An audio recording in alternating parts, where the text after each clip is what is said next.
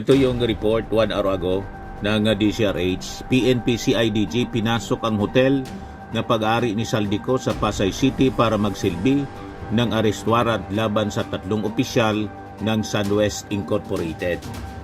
Pinasok mga kababayan, netizen sa atin, tagapanood natin. Bakit niya hindi si Martin Romualdez kasama sa inirekomenda?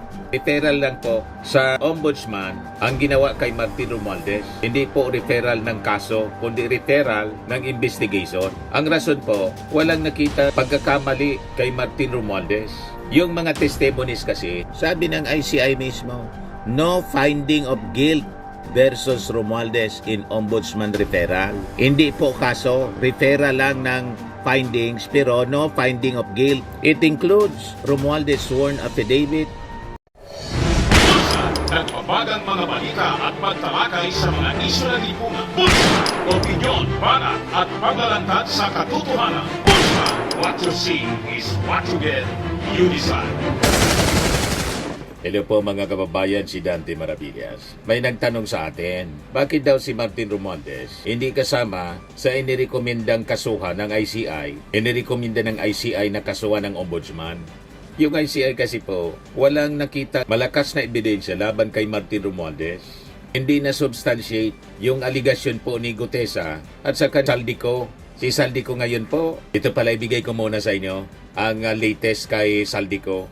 Ito po mga kababayan, before natin pag-usapan yung katanungan po ninyo.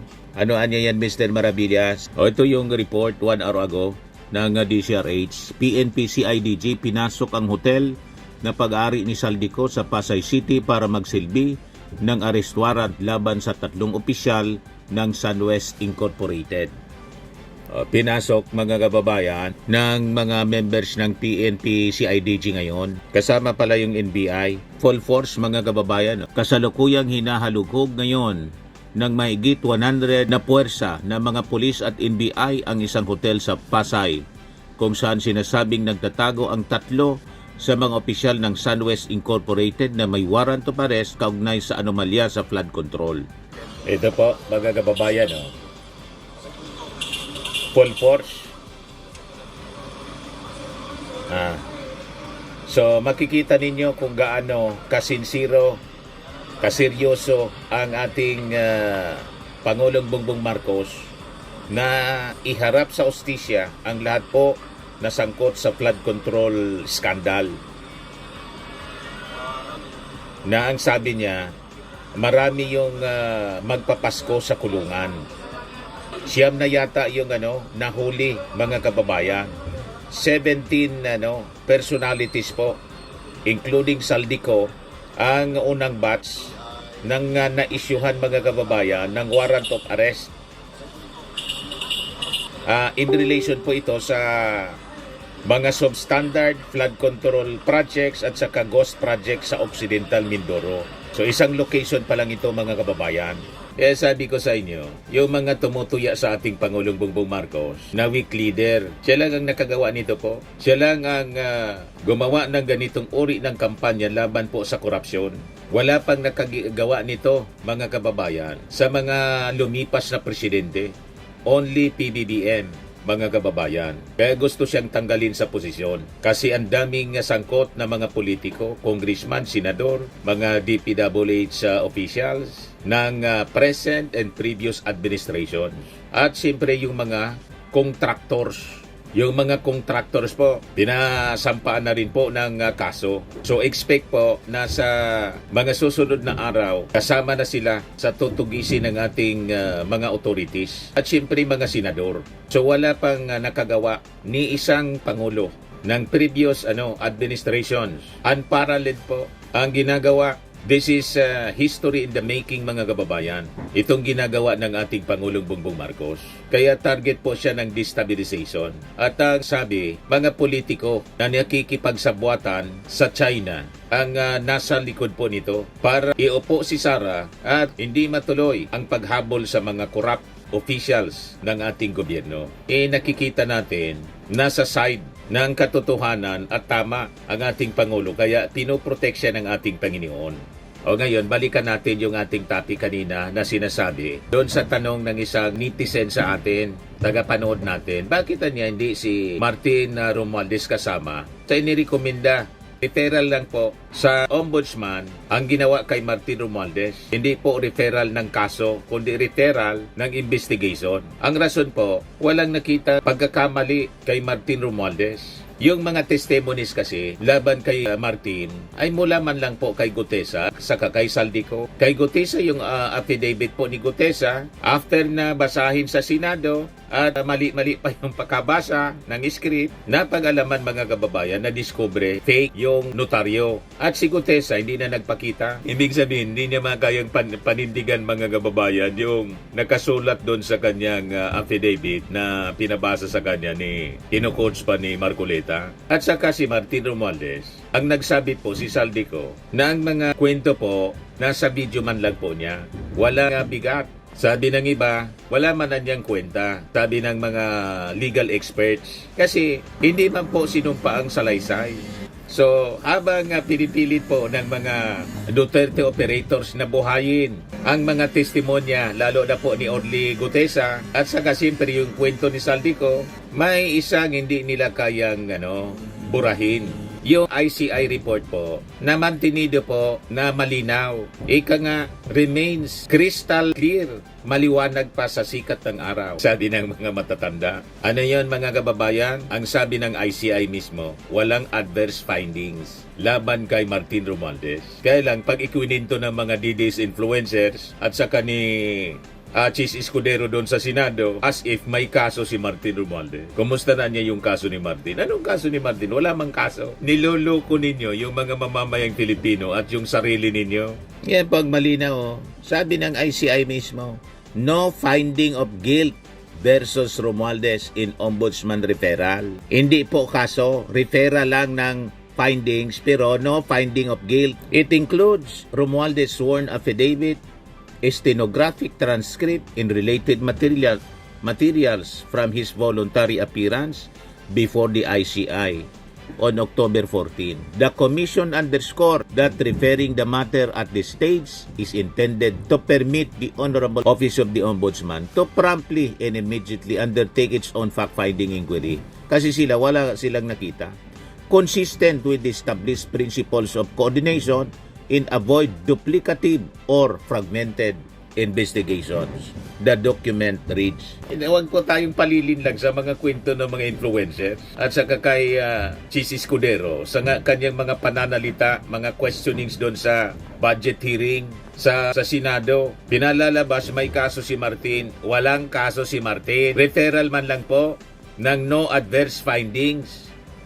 Kasi kasama sa procedure na dapat i-comply ng ICI po. ICI mismo yung nagsasalita. Paulit-ulit ninyong binabaluktot yung kwento. Kaya tayo din mga kababayan, napipilitan tayo na itama ang mga lumalabas sa mainstream media, sa mga balita, pagaling na sa bibig ng mga kaalyado ng mga Duterte, na mga politiko, iba na yung kwento. Hindi tayo papayag po na paglulukuhin nila yung mga mamamayang Pilipino sa pamamagitan ng twisted stories. Ay babalik natin yung reference ng tamang kwento mga kababayan and based sa document mismo ng ICI. At malinaw ito sa kampo ng mga Romualdez, ni dating Speaker Romualdez, kasi na-receive na rin nila yung copy ng ICI referral on flood mess. So ano po ang malinaw na katotohanan po? Yung ICI, cleaner po si Martin Romualdez.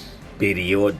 Yan ang malinaw na kwento. Ulitin natin, the ICI cleared Martin Romualdez.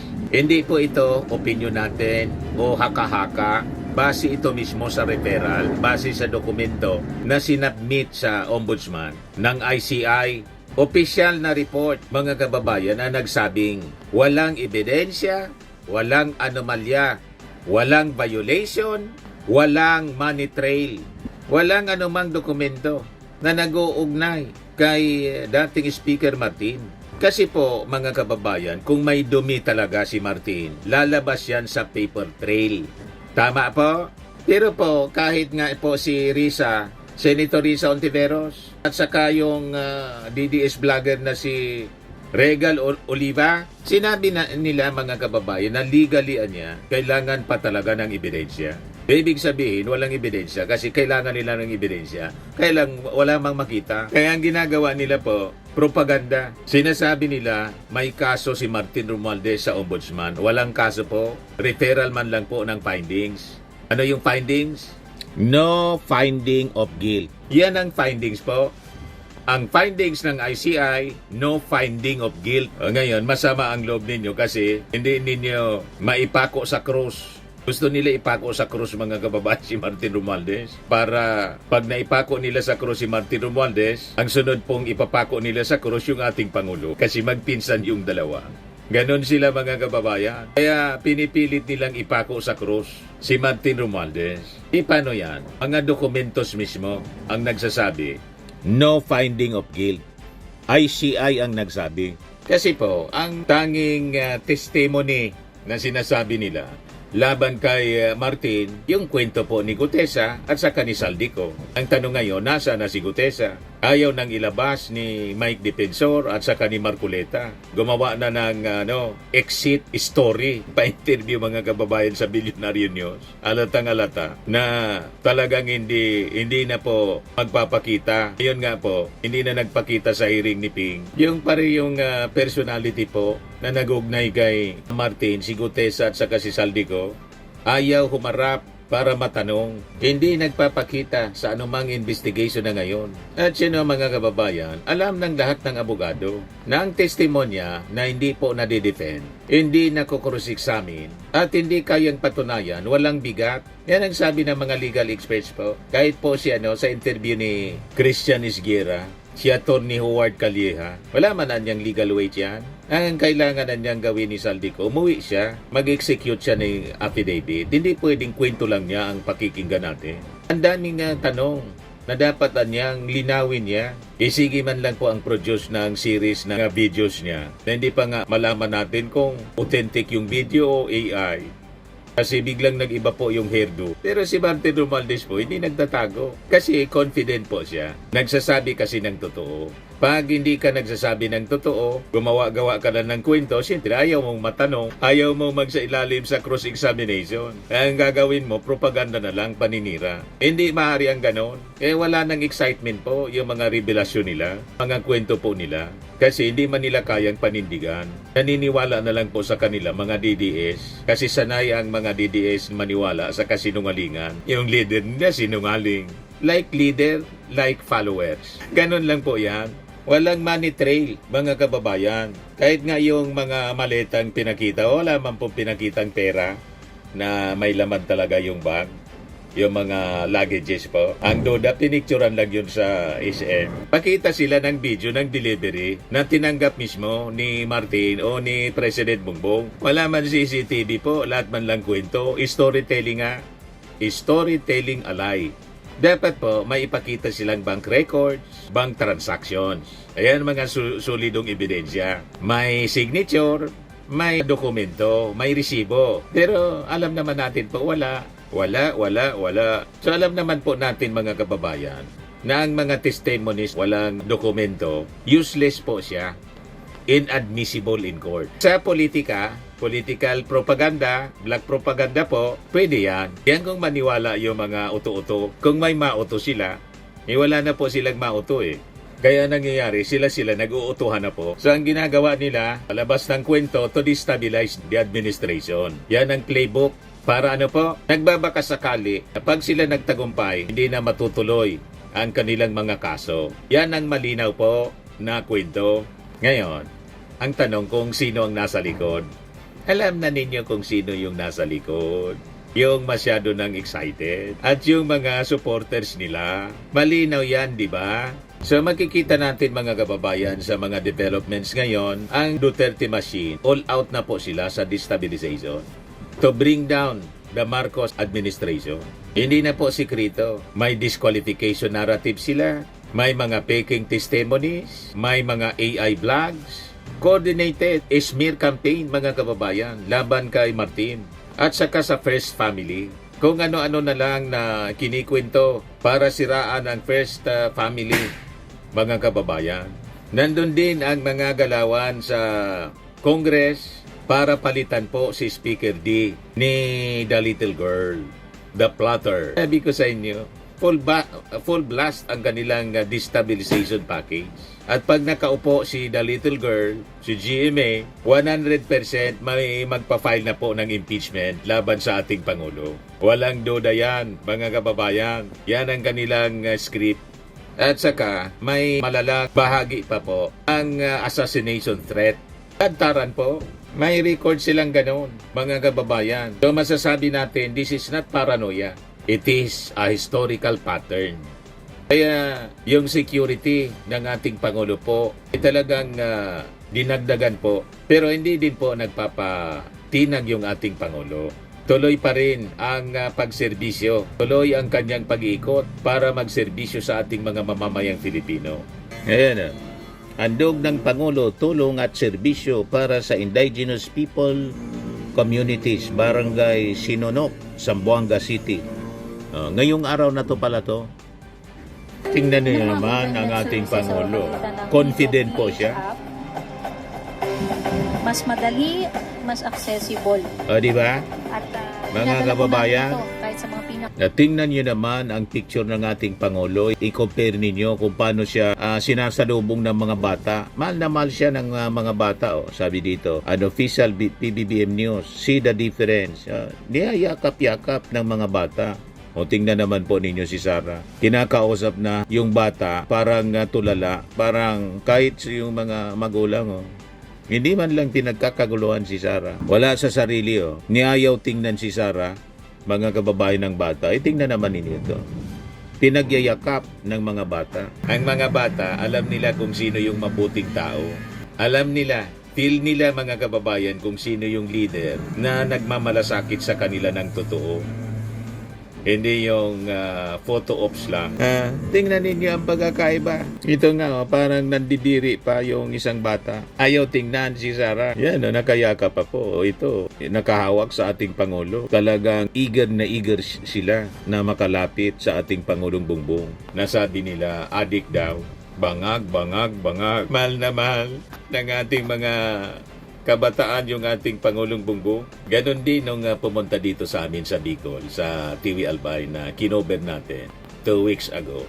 Di ba po? Ng Republika ng Pilipinas, His Excellency Ferdinand R. Marcos Jr. Di ba? Palakpakan. Mga IPs po ito, indigenous people, communities.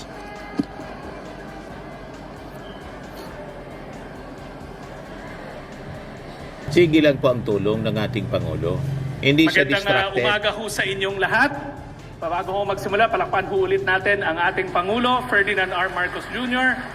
Of course, kasama ho natin ang ating mga lokal na opisyales, ang inyong Mayor, Mayor Olaso, Congresswoman Katay at 10 ng kanilang mga kasama sa lokal na pamalaan. Mga kasama, nandito ho ang ating Pangulo kasi personal niyang gustong mabisita ang komunidad ng ating mga Sama Bajau. At napaka-importante Mga Bajau pala to. ng mga Sama Bajau sa ating Pangulo. Palagay ko, si Pangulong Ferdinand R. Marcos Jr. lang ang nakakadayo sa inyong komunidad sa lahat ng mga naging presidente. Kita ninyo? So hindi ko na ho PBBM papatagalin lang. pa muli ang ating Pangulo, Ferdinand R. Marcos Jr. Maraming salamat sa ating Secretary ng DSWD, Secretary Rex. At nandito po ang ating mga opisyal. Yung mayor natin, makasasayaw daw siya parang TikTok. Pagka... Pang TikTok. Alam nila yung sayaw. At si Kong Chua, lahat ng mga iba't ibang opisyalis ng bayan, ng Hindi po barangay, apektado ng paninira nandito nila. po tayo. At nandito lang naman po ako. Ang sadya ko rito para tignan na maayos ang pagbigay ng tulong sa ating mga ating tinatawag mga unang Pilipino, ang ating mga IP community dito sa mga Sama Bajau. Kaya nandito kami para dahil kung minsan kapag ang gobyerno ay nag-aantay lang na kayo ang lumapit, hindi naman namin nasa-servicean kayo lahat, hindi namin kayo natutulungan lahat. Kaya ang ginawa namin, kami na lang ang pupunta. Ang gobyerno ang pupunta sa inyo para makapag-register kayo. Andyan yung para magkaroon kayo ng ID, nandyan po yung PhilHealth. Yung PhilHealth po, yung health insurance. Ito, importante po ito. Dahil lahat po ng Pilipino ay miyembro ng PhilHealth. Dahil wala kang ginawa, basta pinanak kang Pilipino, kasama ka sa PhilHealth. Ngunit, kailangan magrehistro. Importante ang magrehistro para alam namin kung nasaan kayo, kung ano yung kailangan ninyo, at mabigyan kayo ng ID. Kapag hawak na ninyo yung ID na yan, kapag kayo ay pumunta, meron kayong karamdaman, nasugatan kayo, nabalian kayo, o may ubo, o whatever, pupunta kayo sa aming Bukas Center. Yung Bukas Center, yun yung parang clinic. Yung mga pwedeng ayusin na mabilis, ayusin nila. Sasabihin kung tatahilan yung o i-reset yung buto, o bibigyan kayo ng gamot. Kung pwede nang umuwi, tapos naman, uuwi na po kayo. Kung kailangan pa ninyo magpatingin, kailangan kayo ma-hospital, pwede kayong pupunta sa government hospital. At dinamihan po namin, dinakihan na namin ang benepisyo. Malaki-laki na ang benepisyo na binibigay ngayon ng PhilHealth. More or less, kapag yung pangkaraniwan, yung ordinary lang na sakit, ay libre na. Ang gobyerno na ang magbabayad. Kaya baka nakikita ninyo, meron kaming tinatawag na zero balance billing. Ibig sabihin, pagpunta nyo sa ospital, zero ang balanse ninyo. Wala kayong papayaran. Basta't pipirma na lang kayo, basta't gumaling na kayo, pipirma na lang kayo, pwede na kayong umuwi. Kaya napakahalaga po para sa ating mga kababayan yan at napakalaking bagay po na natulong para sa lagi naming iniintindi at inaalala ang inyong kalagayan, ang inyong kalusugan. Kaya yun ang para sa akin, yun ang pinaka-importante sa lahat. Kaya po nandito lahat ito, nandito po ang DSWD, nandito po pati agrarian reform para ayusin yung mga titulo ng mga lupa ninyo na pwede natin, meron silang coordination sa Registry of Deeds. Andyan yung DOH, may accounting clinic tayo dito, meron tayong binibigay na gamot. Nandyan din yung programa ng walang gutom. Yung po ay programa ko po yan dahil ang pangarap ko na pagkatapos na ako magpresidente, wala nang gutom na Pilipino. No, di ba? Ang pangarap ko, pangarap nyo, pangarap ko. Meron po tayo ganyan, may program tayo walang gutom. At meron pa rin, hindi lamang yung food supply, kung paano yung tama ang pagkain para maging malakas ang ating mga katawan. At yung isang napakahalaga, na baka hindi nyo po napupuna, yan pong e-gov app na aming linagay. Kailangan po natin matuto kayo dahil ito po ay app, pwede nyo gamitin yung telepono nyo, pwede rin gamitin yung computer. Hindi na kayo pupunta sa opisina ng gobyerno. Kahit na basta't meron kayong koneksyon na pwede nyo nang gamitin. Yung e-gov app, pag ginamit niyo yan, lahat ng serbisyo ng gobyerno, lahat ng departamento ng gobyerno, Ganun pala siya. Kaya ninyong puntahan, kaya ninyong kausapin.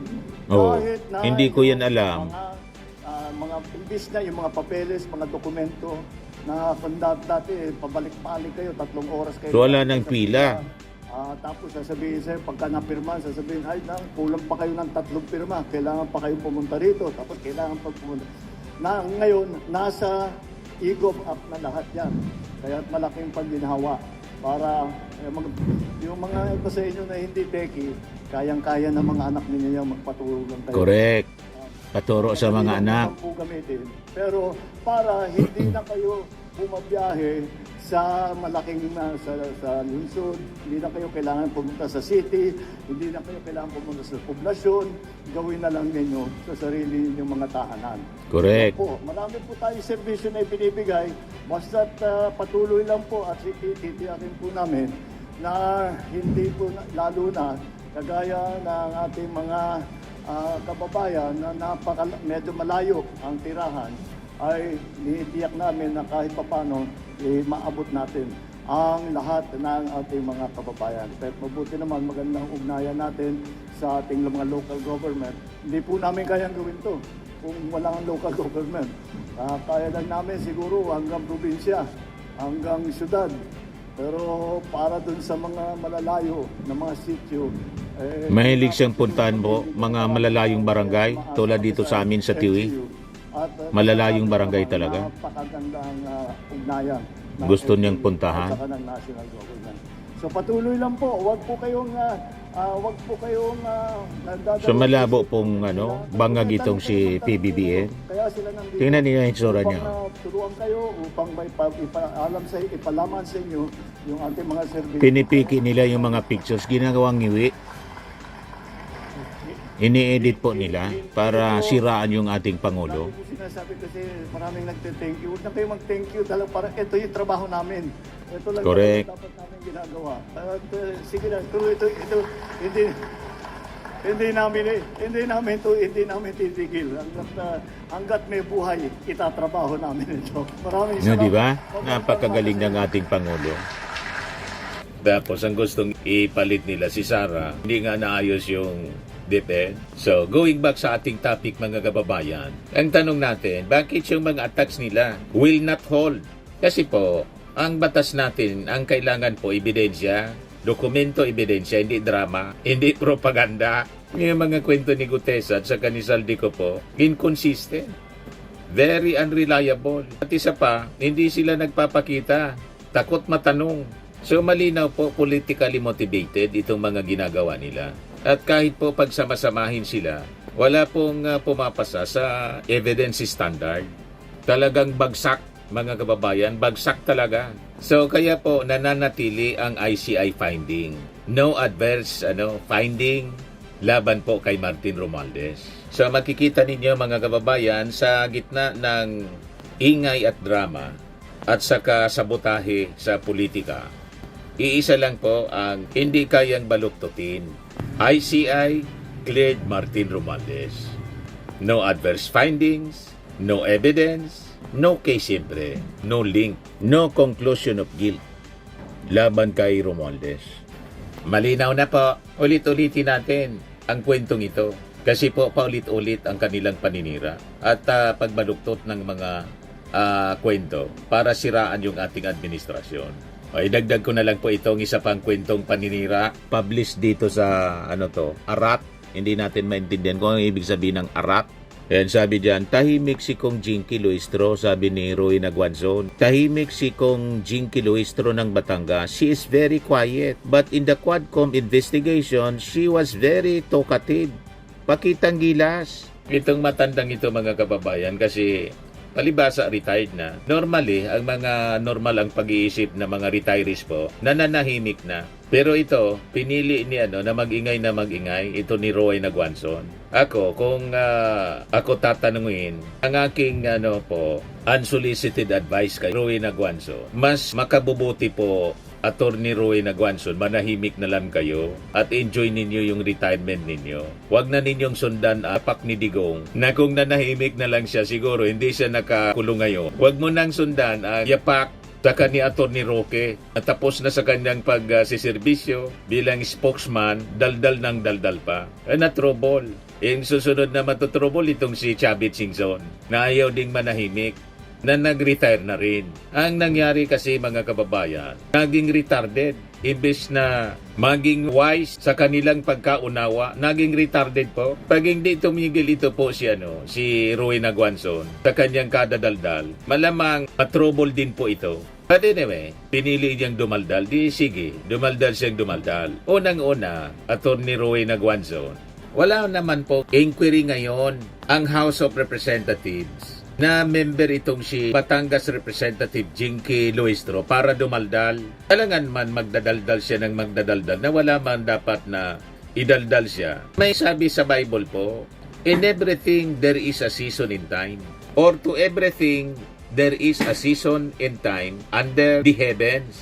Yan sabi sa Ecclesiastes 3, to everything there is a season in time, to every purpose under heaven. A time to be born, and a time to die. A time to plant, and a time to pluck up that which is planted. A time to kill, and a time to heal. A time to break down, and a time to build up. A time to weep, and a time to laugh. A time to mourn, and a time to dance. A time to cast away stones, and a time to gather stones together. A time to embrace, and a time to refrain from embracing. A time to get, and a time to lose. A time to keep, and a time to cast away. A time to rend, and a time to sue. A time to keep silence, and a time to speak. May panahon sa lahat ng bagay. May panahon na kailangan mong manahimik kasi hindi mo man kailangang magsalita. Paano magsalita ng magsalita? Wala man pong investigation, walang inquiry si Jinky Luistro. Hindi tulad po ninyo na dapat na sanang manahimik kasi retired na po kayo pero daldal kayo ng daldal. Hindi man siya po tulad ninyo. Matinong abogado po si Jinky Luistro. Alam niya kung kailan siya dapat na magsalita at alam niya kung kailan siya dapat na manahimik. Hindi mo man kailangang magsalita, magsasalita ka. Tulad ninyo po, daldal ng nagdaldal, kung ano-ano na lang. Dati, respetado kayong commissioner ng COMELEC. Dahil sa kung ano-ano na lang ang sinasalihan ninyong issue, ngayon, ang tingin sa inyo, naging abnormal na. Yan ang tingin sa inyo ngayon ng mga tao. Para yung sinay, yung ulyanin, pinag-pigulian na, sabi digdi sa mo. Sa Bicol, ano na niyan, gurang yan. Pigulian na kung ano-ano na sana ang pigtataram, pigtatabi, kung ano-ano na lang ang pinagsasabi. Hindi na iniisip, daldal lang ng daldal. So ang tingin ng tao sa ulyanin, pag dumaldal po, wala sa hulog. Ganon si Buena Guanzon. Papansin po, hindi na lang manahimik kasi nag-retired na siya. Naging retarded na po. Dahil Mexicong Jinky Luistro ng Batangas. She is very quiet. But in the Quadcom investigation, she was very talkative. Pakitang gilas. Paano naging pakitang gilas lang si Jinky? Si Jinky po, hindi siya tao na basta na lang magsasalita kung hindi siya allowed na magsalita. And in fact, itong si Jinky Luistro, mga kababayan, pag nagsasalita, kagalang-galang po, marespeto, kalma lang siya po. Hindi mo maringgan ang masasamang salita, mga kababayan. Very professional bilang isang abogado. Tingnan ninyo. PBBM po. Kasi po, ang kanya pong Kung magsalita si Jinky. TV nung nakaraan po ay report po tungkol sa mga Relax na relax siya po sa pagtatanong kay Diskaya. Ang salaysay ko hanggang Okay, then let me ask you. If you are saving your statement by claiming that you are pertaining Inggit only lang to itong si what Ruey the Naguanzo President kasi discovered as anomalous brilliant ito projects pong si during his Jinky Luistro. administration, Pwede let siyang me maging ask Justice you, Secretary or Senador. Sino yung mga nanghihingi during the past administration? Pwede ba? Your Honor, ano lang po,